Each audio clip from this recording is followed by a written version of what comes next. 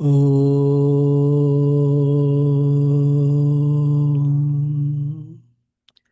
Om Sahana Vavatu Sahano Bhunaktu Sahaviryam Karvavahai Tejasvinavadhitamastu ma vidvishavahai.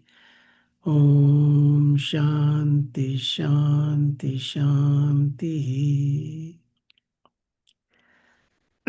We'll do from 6th through 8th.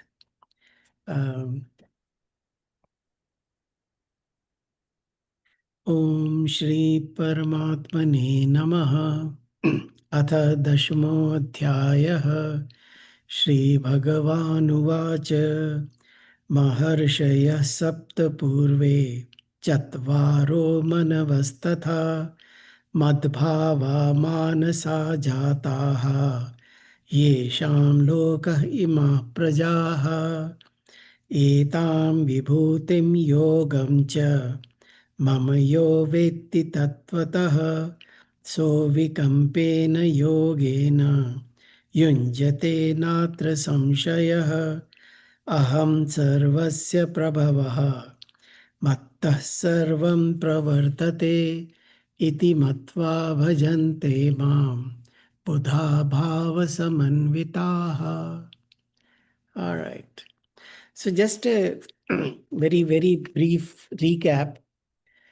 The here Bhagavan is talking about that it's about his Vibhuti. From 7th onwards, Bhagavan is talking about, as I told you, there was a Tvam which is about Jiva, which we did from the chapter 1 through 6. From 7th chapter onwards, Bhagavan is talking about who am I? The Tatpada, that. Who is that? That what we call as Brahman, we call as Paramatma, whatever names we give.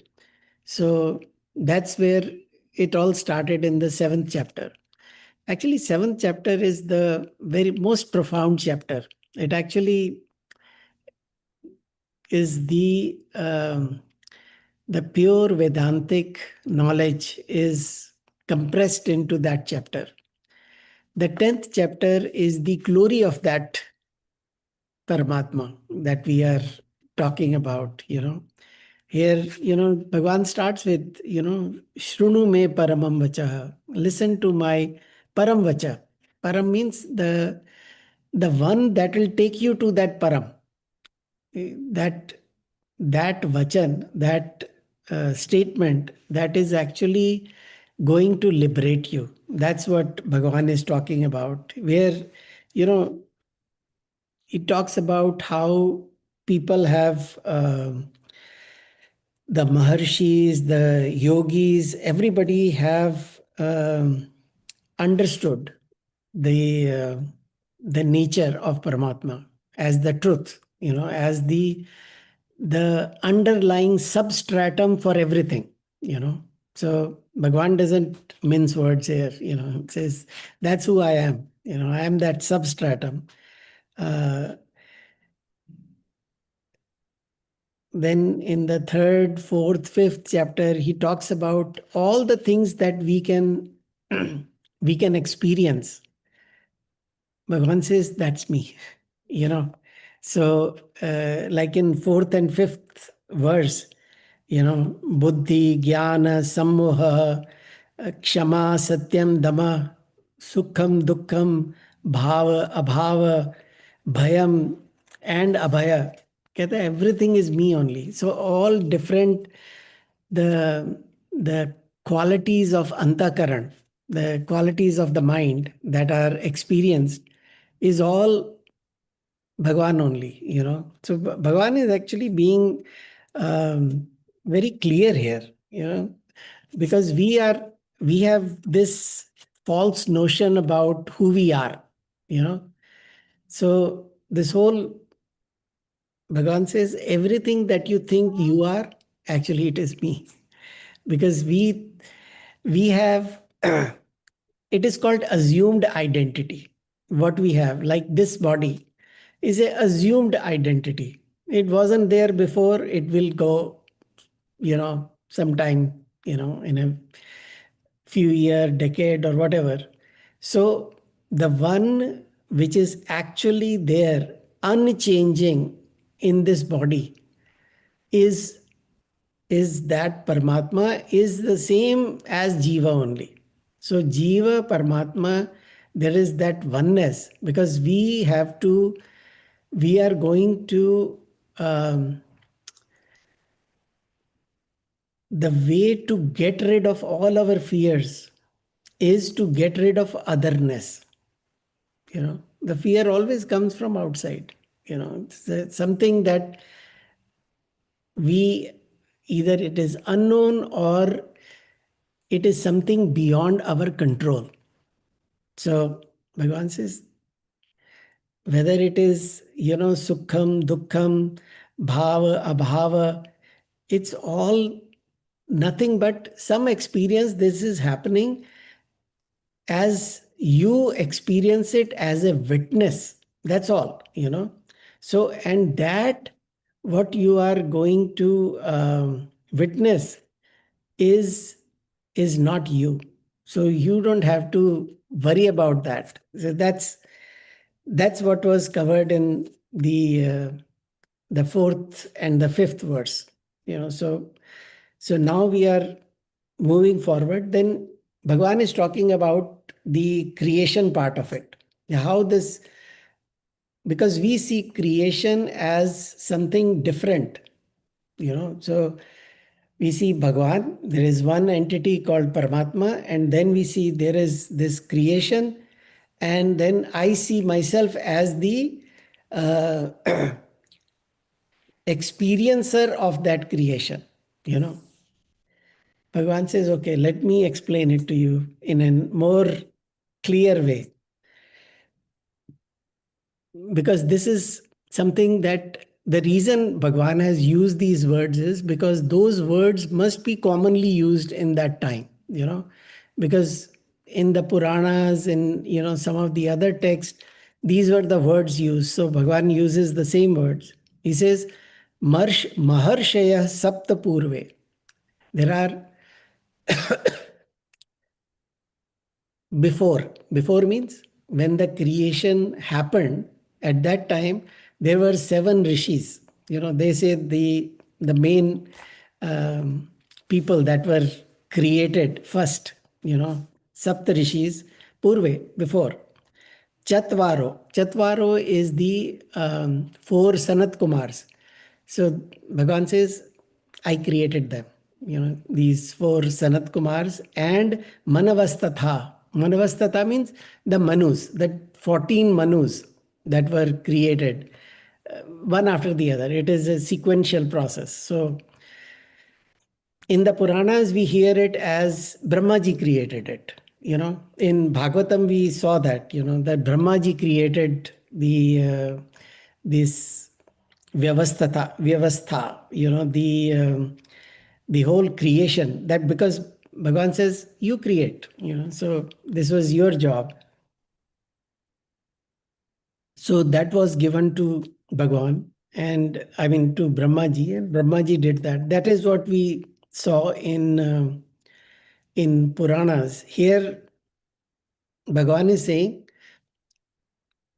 Maharshaya Saptapurve, that before this, what you see now, I created these seven rishis, created the Sanat Kumars, I created the Manu, I created Mad Bhava Manasa Jataha, Esham Loka Ima Prajaha. So I created this, but these are the people who have firm abidance in me. That's one part of it. And they are what? Manasa Jataha. Jataha means they are born out of where? Where were they born from? From my mind. Means I created them uh, like as my sankalpa. Let that be, and it happened. So in the the last two verses, we talked about the Bhagavan saying how jivas work. Now Bhagavan is saying how this creation has come about, and it is not. See, again, if we think about, Brahmaji created and Brahmaji is different from Paramatma, Bhagavan saying it is not that way. It is me alone, which is in the form of Brahma, I created this. See, when we did this uh, Vyashti and Samashti, we talked about Brahman plus the, what do you call it? The waking mind. We call it Vishwa. And same way, we called the, you know, in the, what is it? In the Samashti, just it's a technical words, but just to give you an idea that Bhagavan is saying that his whole creation is, Bhagwan is the root. Bhagwan is the fundamental cause of this. Without that, nothing happens. Without that, nothing ever can happen. So this, all this creation thing, Bhagwan is saying is Esham, this creation happened, and this is the sequence of it. This is Bhagwan's simple analysis, like in Ramcharitmanas, it says basically seeing that whatever Leela it is there, it is only Bhagwan's Leela. You will see that we are gravitating more from Gyan in the 7th chapter and the 9th chapter to Bhakti now. So Bhagwan is saying, okay, you want to know, because see, as a human being, we have a very curious mind. It says, okay, but I see a creation. Where did this creation come from? Bhagavan says, okay, this is how it came from. Then, there is, what is the word for it? It is called apavad. Apavad means first, Bhagavan, when you go to a guru and you ask a question, the guru says, okay, I understand where this question is coming from. Who is the questioner? In what position is he asking? So he starts from that point onwards. And then he says, okay, let's just remove all your doubts, because that the problem was not the question, problem was not the fear, problem was not the anxiety that you are experiencing. Problem is the one who is experiencing is the problem. So let's just get rid of that. So Bhagwan is, slowly Bhagwan comes to that. But here Bhagwan is saying this Maharshaya Saptaha, this Sapta Rishis, which is basically, if you want to name them in the original text, there are two different texts where this is talked about, but normally we say Bhragu, Marichi, Pulaha, Visishta, Pulastya, Angira, and Atri. These are the seven Saptarishis. Um, in some lists, there are other names also, but let's just stick to that. And then Chatvara, this the four um, Sanat Kumars. Sanat Kumars, actually, if you think about it, when Bhagwan says these four, these are actually our antakaran, man, buddhi, chitta, ahankar. So these are the Sanat Kumars, because that's where the knowledge happens. So they are the custodian of the knowledge, basically. That's how you can think about it. And then the 14 Manus, we talked about it in Bhagavatam, that in Brahmaji's one day, there are 14 Manus, and each Manu has 74 yugas that it handles. So you can do your math. So 74 Mahayugas. Mahayugas include, start from Satyug, Treta, Dwapar, Kalyug. So 74 of those is the one master, Manu. The initial Manu which was created, was called Swayambhu Manu. And the current Manu, which is our ancestor, is called Vivastava or Vaivastava Manu. So that is that's how it has been told in the Bhagavatam. But Bhagavan is saying, I created them. I created them means they are nothing but my creation. I thought of it and it happened. And so when we talk about the Srishti, then we have to say somebody created it. In Vedanta, we call it, what is the word for Hiranyagarbha? In the Puranas, we call it Brahmaji. But Bhagavan is saying that's nothing but me alone. So I alone am that. So they are no different from me.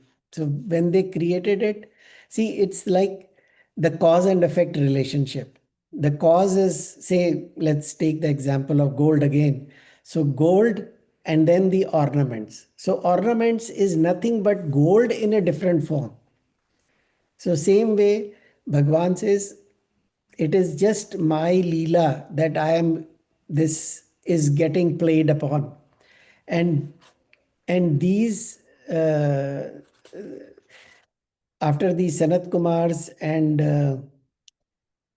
the Manu then had Prajapatis. Prajapati created the Praja. Praja means all the creation. This whole creation is created by Prajapatis, and there are different thought process on that also. But one is called Manas Srishti. That means it is all in the mind, this whole Srishti. One is called Maithuni Srishti, which means by coupling it happened, that there was a female, there was a male, and this whole creation came about. And then there is a Guru Shishya Parampara Srishti. It gets passed on by the Guru, and then that Srishti happens. So there are different ways of looking at it. In some of the other topics we talked about, in the Srishti, there is the Sat aspect, the Om, which is the Brahman. So from Brahma came the what is called the Mahatattvas, which is the space, fire, or space, air, fire, water, earth. In its essence form, which is one is the one with the Panchikarana, which means by mixing up, but this is pure. And in that, the next thing came is the Ahankar, and then came the Panchatan Matras. Panchatan Matras are the what we call as the the things that we can see, the things that we can touch, the things we can smell, the things we can, so all that is called Tanmatras. So if I want to say what is Saptarishi, the in one of the commentaries of Shankara, he talks about that from Mahatattva, the Ahankar, and the Panch Tanmatras. All these combined together is Saptarishis. So Mahatattva, Ahankar, and Panch Tanmatras. So that's the first thing that got created.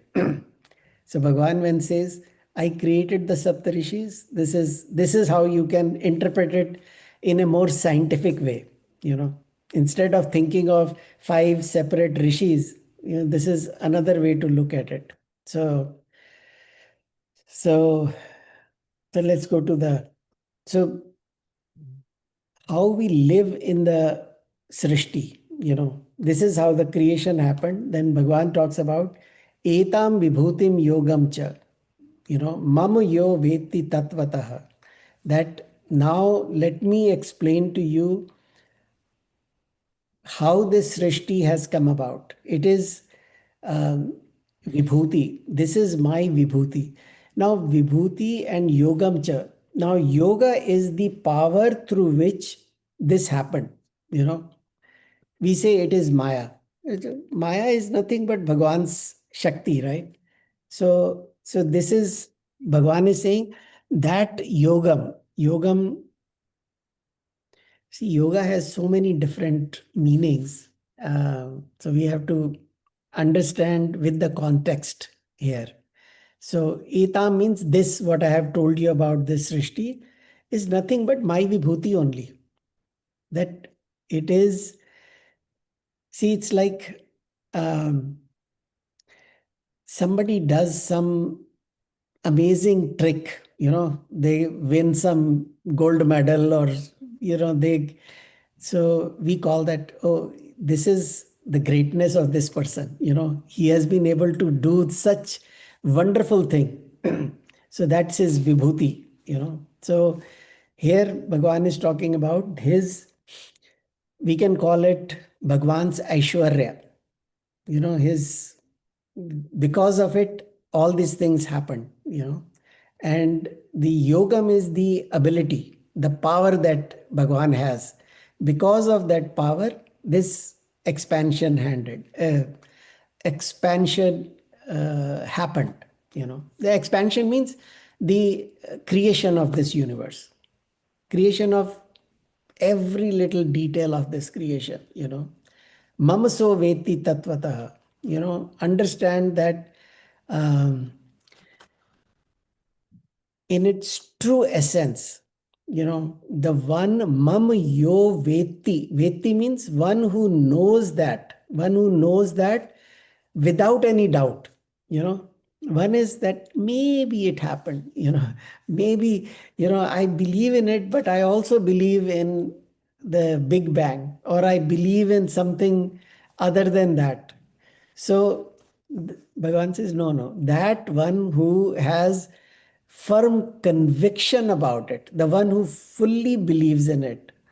So avikampena yogena. Avikampena means vikampa is tremors, like in an earthquake, how there are tremors. Same way, avikampena means firm. That means unwavering. So with that kind of saha avikampena yogena, the one who is fully attached to it, fully aware of it, fully, I don't want to use the word faith, but whose conviction is not shaking, who's like totally in, gets it, yunjate, or we can say becomes one with it, who sees it himself as that, not na atra samshayah, that there are no other doubts remain. How we talk about the shravanam, then mananam, then nididhyasanam. So this process, you can understand it as both mananam and nididhyasanam. Mananam is when you clear all your doubts. That means when there is sanshaya nivritti. Samshaya nivritti means I hear something and I say, but this is not what I have seen in my textbooks somewhere, or this is not what my personal experience is. So then, you go through it over and over to understand where that is coming from, and then you clear those doubts. This is called Samshaya Nivritti. And the Nidhi Dhyasanam is that though I know it is, that I believe in the actual existence, but on the other hand, I also feel I am this body. you know, that is called viparit bhavana nivritti. That my, I believe that there is Paramatma, which is basically guiding me, which is my antaratma. But I also believe I am this body. They two cannot exist or coexist. So that is called viparita bhavana. That means my experience is opposite of what I actually believe in. So that nivritti comes from nidhi dhyasana through proper meditation, from actually seeing that truth within yourself. So that's what is important. That is where Bhagavan says, for those people, yah veti, that they understand they understand me in my essence. Those who know me in my essence. That's what Bhagavan is talking about. Um, they understand what is my vibhuti and yoga. So both, yoga means the power, yoga means the abilities of Bhagavan, and the vibhuti means what this power can do, how this power works. That is vibhuti. So when he gets established in it, avikampena, without wavering, without or when he has firm faith in it, na atra samshaya, he's doubtless. That means that is the yoga sthiti, that he is established in that unshakable yoga. So it's like a, when the ships are coming, they are not looking at the waves to guide them, they are looking at the lighthouse, which is in one place, it never moves. So that is why it is important. So those are the people who act as the lighthouse, means which give us the correct direction. So so or another way to understand is the vibhuti is the um, effect of that power. So what is that power doing to me? So let's take a simple business example. So somebody says, okay, you know what? I have this little money and I have a great idea. So let me work on this idea. So he starts with a small business prototype, where he says, okay, let me see if this works. So a small scale he will start. And as his abilities increase, that means he starts to get the money, his people start to believe in him. And slowly he starts to expand to mid-size company, to a large size company, and becomes a multinational company. So that's his vibhuti. That means he starts with that, okay, I can do it, and he is able to deliver that. So that's how we can understand this yoga and its vibhuti. The one who knows that, one who knows me beyond my vibhuti and yoga. Now, Bhagavan says, the one who understand me, that I am beyond this vibhuti and yoga. That don't get um, don't get carried away with my vibhuti and my power. You know, understand me as the changeless substratum of everything. Once I understand that, once we understand that it is that Sat Chit Ananda, that it is the consciousness, it is the bliss, it is the truth, which is the existence itself. So, um, so I can transcend this yoga and vibhuti. So, yoga vibhuti is Bhagavan has, let's put it in a simple way, it is the Maya that what Bhagavan is talking about. That I am beyond this Maya. Maya is where I see all this wonderful stuff, you know. That reminds me of the what is it called? Not the Vishnu Sahasranam, what is it called? The Sahasra Sirsha Purusha. Anybody wants to interject? Sahasra Sirsha Purusha Sahasrakshat Sahasrapad Sabhumim Purusha Vishwato. Suktam. Purush Suktam. Purush Suktam. And I sometimes get stuck with the words now.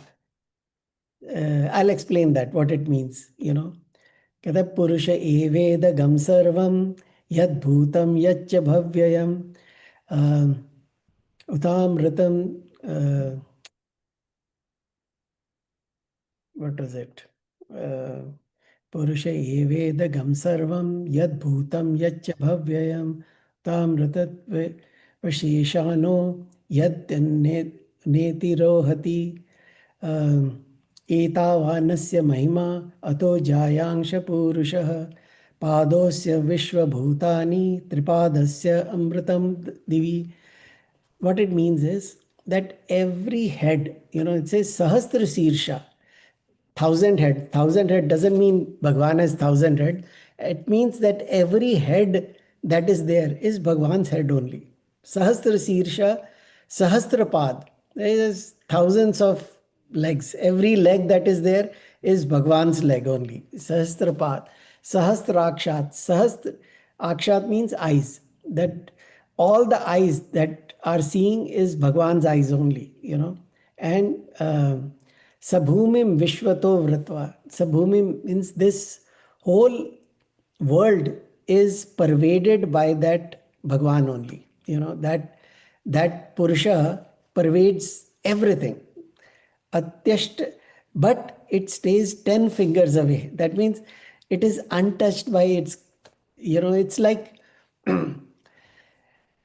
you can see so many different programs on TV, right? You can switch on and say, I want to watch Netflix or YouTube or all the different channels coming from your, TV broadcasting. You can see all that. But does it impact TV at all? If you are seeing fire in that particular channel, it doesn't impact your TV. So TV is untouched by it. So TV stays just to give you that,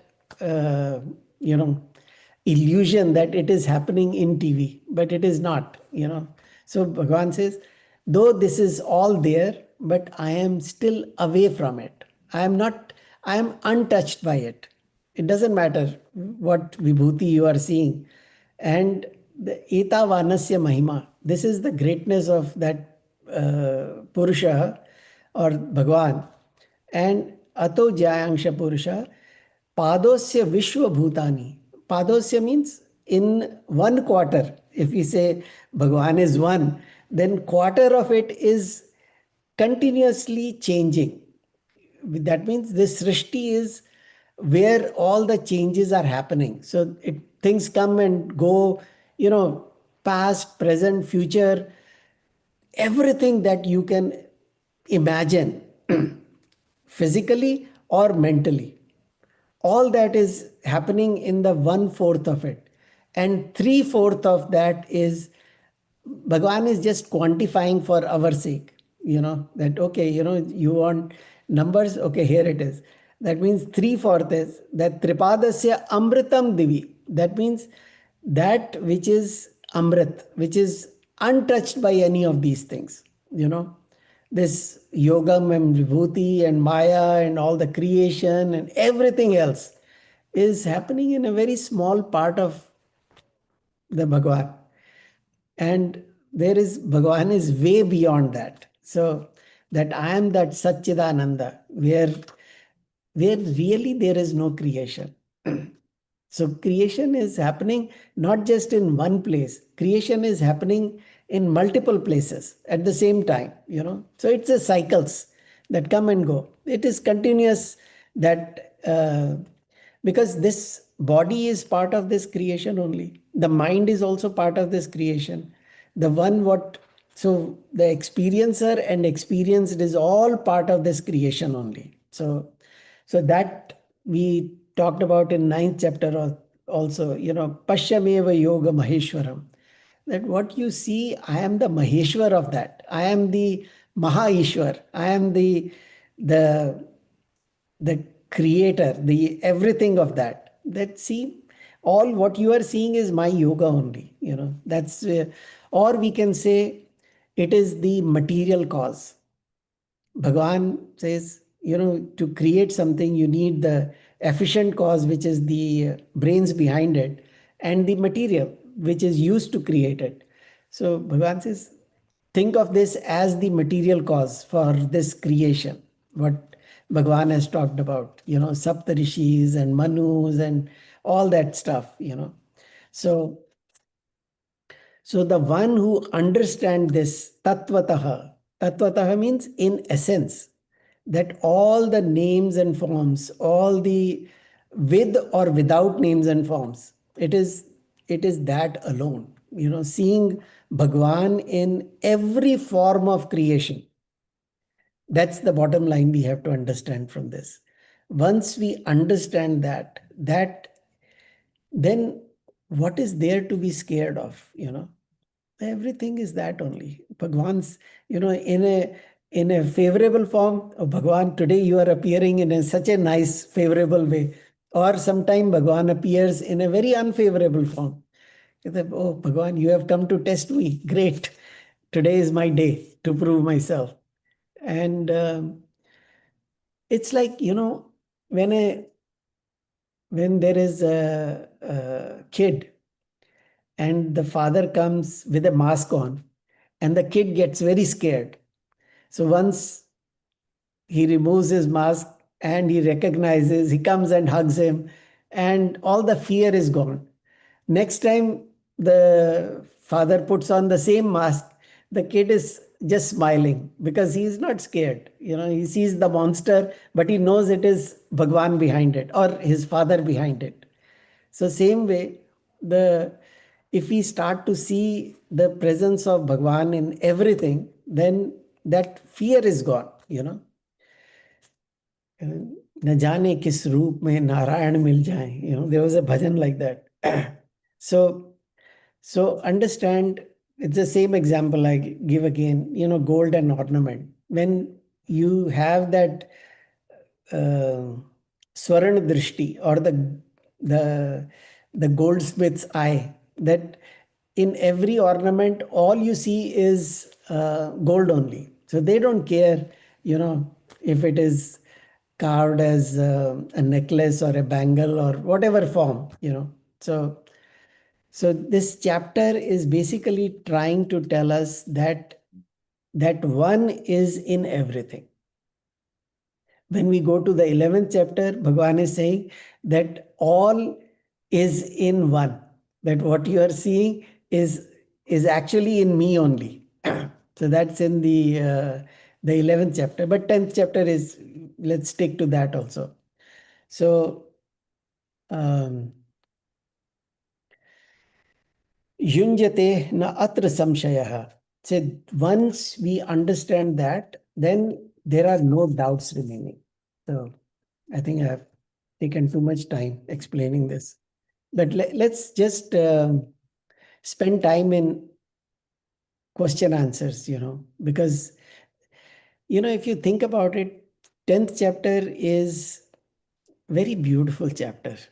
It's a very simple chapter where Bhagavan is giving a very easy understanding of how this whole world is nothing but Bhagavan. Bhagavan cannot be more clear about it, more, what do you call it, literal about it. So anyways, let's just stop here. We can do also. Om Purnamada Purnamidam Purnat Purnamudachyate Purnasya Purnamadaya Purnameva Vashishyate. Om Shanti Shanti Shanti. All right. Let's just